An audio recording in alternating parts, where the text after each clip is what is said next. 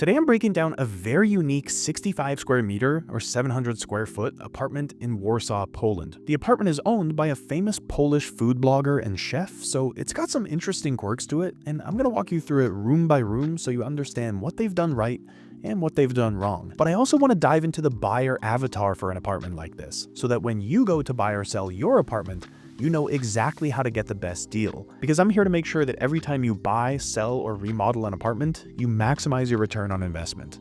The link is in the description for that, but for now, let's take a look at this place. So the first place we've got to look in a chef's apartment is the kitchen, and this one does not disappoint. And the standout feature in here is this chunky, glossy island. The color here is what I would describe as a very light pistachio, and it's made of these shiny tiles that bounce all the natural light coming in these massive windows all over the room. To be honest, if you describe this island to me without me seeing it, I think I would have rejected the idea because it just sounds like it would be so out of place. But I have to say, it really works in here. It's got a lot of personality to it, including this interesting cutout at the bottom here, which could actually be pretty useful for storing camera gear when this guy is shooting content. But regardless, it looks great, and the curved edges make it fit in with some of the other furniture pieces that we'll see throughout the apartment, which also have these smooth contours to them. Now, the stovetop is integrated directly into the island, so again, it's perfect for him for shooting cooking content while he looks out at the camera, but it also makes for a great conversation hub, because when you're cooking, you can talk with the people at the dining table or anyone who's just hanging out at the island having a drink. Now, he's gone with this slim pink pendant light over the island, and again, you're gonna see a lot of color through this apartment, so this shouldn't surprise you. And it's hanging from a pink ceiling mount as well, though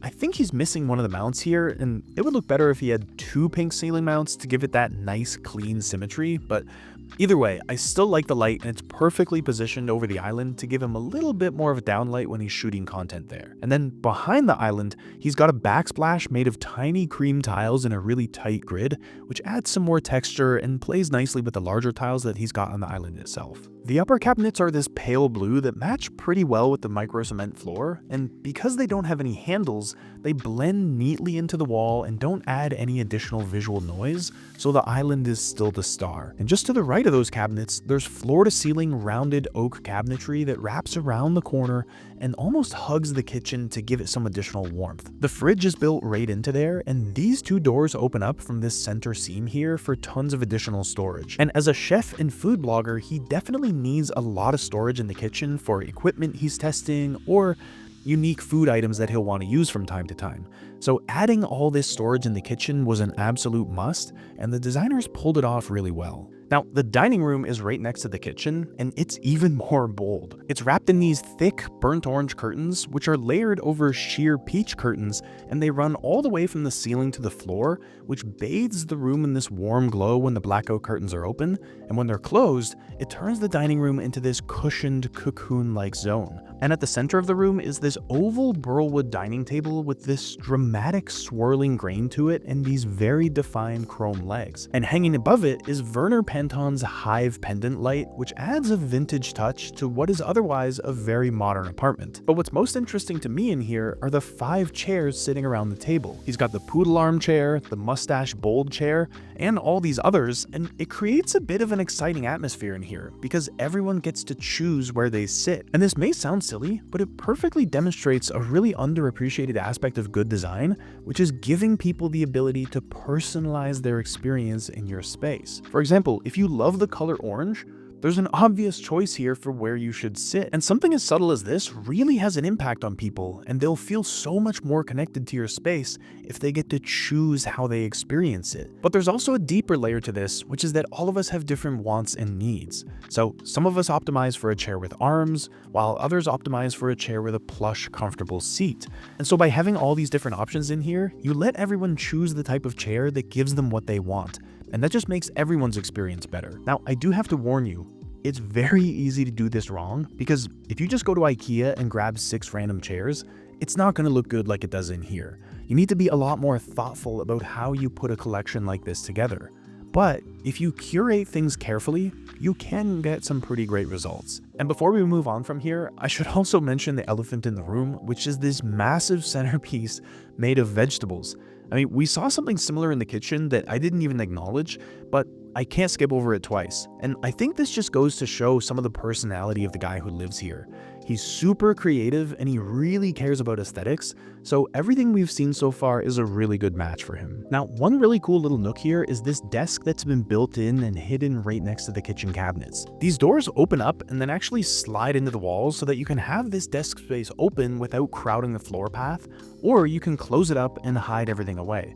It's a pretty small workspace, but if you just want to do some light work on your laptop for an hour or two, then it's perfect for that. But I'm specifically mentioning this because it's so easy to forget how busy some of our spaces look. But just by thinking this through in the design phase, they were able to make an entire area of the home that's normally very messy, which is a creative person's desk, and completely hide it away. So even if you're the kind of person who's a little disorganized, you can just close the doors here, hide all the mess away, and still host people without needing to do a full tidy up.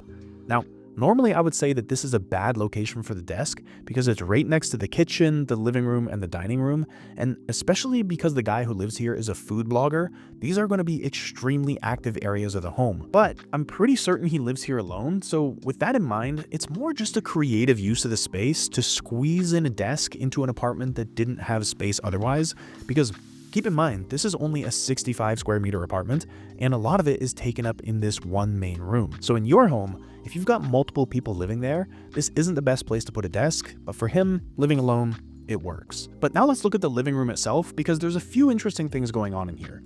Number one, this burlwood sideboard, which looks really striking and actually matches really nicely with the dining table. And it's topped with this beautiful burgundy and white marble that brings a bit more pattern into the room. We didn't see any marble in the kitchen, so I like that they've included it here. And then on the other side of the room, we've got another low cabinet with burlwood doors and this big display unit above. So again, one thing they've done really well in this apartment is storage and display. Here, the display of items is beautiful, but it's also really effective for storage, and he's been able to fit a ton of different books on here. And I love that in the center of this shelving unit, they've closed off the TV behind these two burlwood doors to create a really interesting frame. Now, if he had one of those art TVs like a Samsung frame, then he could have just stuck with that and turned it into a nice display piece when the TV isn't on, but this also works well. And then what you see on either side here are more of those curves that we've seen all throughout the home so far, from this really curvy mirror on the left side to the rounded pillar on the right. And I want you to notice that they've carried through some of the colors from the dining room into the living room here, not just through the curtains, which run all the way to this pillar, but also by transitioning the colors from the curtains onto the pillar by using these small white vertical tiles with the red grout. And with accents like the red candles sitting on top of these red books, and all the red that we see throughout the room, from the books on the shelving unit to the vase sitting on the marble, and even this red light above the mirror, there's just small details that all tie together and signal that no stone has been left unturned. Now, in the bedroom, we've got the same bright curtains that we saw in the dining room and living room, and more of those red accents that we saw out in the public areas, with this red starburst pendant hanging from the ceiling, a red side table next to those curtains, and another red lamp on the other side of the bed. But other than that, the palette in here is pretty muted. And that's actually what I appreciate most about the bedroom, because it shows that the designers have exercised restraint. With the exception of those red accents, which all play nicely off of each other, the rest of the room is calm. So it's a place where he can actually rest, rather than feeling overwhelmed by an over-designed space. Of course, there are a few other details that we saw in the public areas that are echoed here in the bedroom. The first being the curved wood behind the headboard, which echoes the curved wood that we saw in the kitchen cabinets. And there's even more burlwood, which is book-matched on the bedroom door and covers the built-ins on this side of the room. And so again, I can't say this enough. The designers have paid a lot of attention to how cohesive the apartment feels as a whole.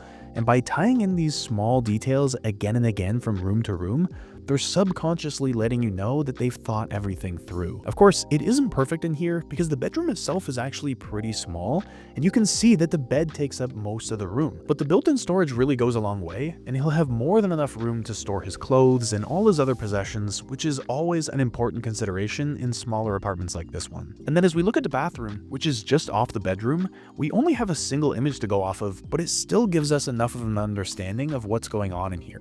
And the main thing I want you to notice is that they're maintaining the material continuity in here. This busy marble is the new material that we haven't seen much of throughout the apartment, aside from the marble on the sideboard in the living room, but we're still getting burlwood on the vanity and more red on the faucet, both of which we've seen throughout the entire home. And even though this is a small bathroom, they've continued to deliver when it comes to storage, because As you can see, they've got space on the vanity for putting your daily essentials, plus a shelf above the faucet, and a mirror with built-in storage as well.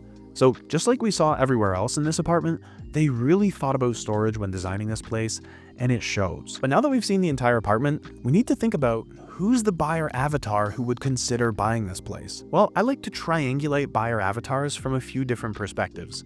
The first one being the price. Well, this apartment is in the Praga neighborhood of Warsaw. And right now, apartments on the secondary market in Praga generally sell for around 3,300 euros per square meter.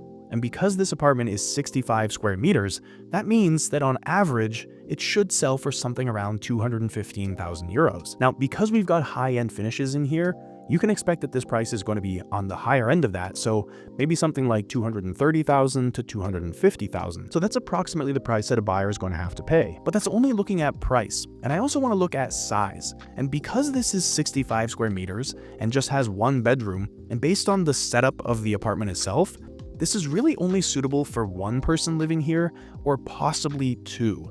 There's no possibility for a family here because we don't have a second bedroom, and so what we're looking at is a single person living here or a couple. But when you're identifying your buyer avatar, you also want to pay attention to location. And so again, this apartment is in Praga, which is an up-and-coming neighborhood in Warsaw, which is known for having alternative bars and cafes. And so naturally, the people living in and around the Praga neighborhood tend to skew younger and be more creative. And then the fourth lens that we can use here to identify our buyer avatar are the finishes. And in this apartment, the finishes are very high-end, and so this is going to disqualify more budget-conscious buyers who are less interested in these high-end finishes and attract someone for whom time is more valuable than money because they know they can just move into this place and start their life. So when we put all this information together, what we have as our buyer avatar is either a single person or a couple with no kids who probably has an above-average income and appreciates living in a creative, thriving neighborhood. Now, if I were going through this process for one of your properties that you're selling, I'd go quite a bit deeper here. For example, I'd develop a label for your property that's natural, relevant, and valuable to your specific buyer avatar so that your property sticks out in their mind like no other property does. I'd isolate the high-impact upgrades to immediately boost your return on investment, and I'd identify and eliminate decision friction for buyers so they feel confident and a sense of urgency in buying your home. And that's really just the beginning of how I'd ensure that you get the best possible sale price. So if you know someone who's thinking of buying or selling an apartment, share this video with them so they can maximize their own return on investment. And if you want to take what you learned here to the next level and sell your apartment at a top 1% price level, the link is in the description. And if you want to see another apartment that's much more expensive than this one, but makes a massive mistake that's destroying tens of thousands of dollars in resale value, check out this video up here. You'll learn a lot from it. Thanks for watching, and I'll see you in the comments.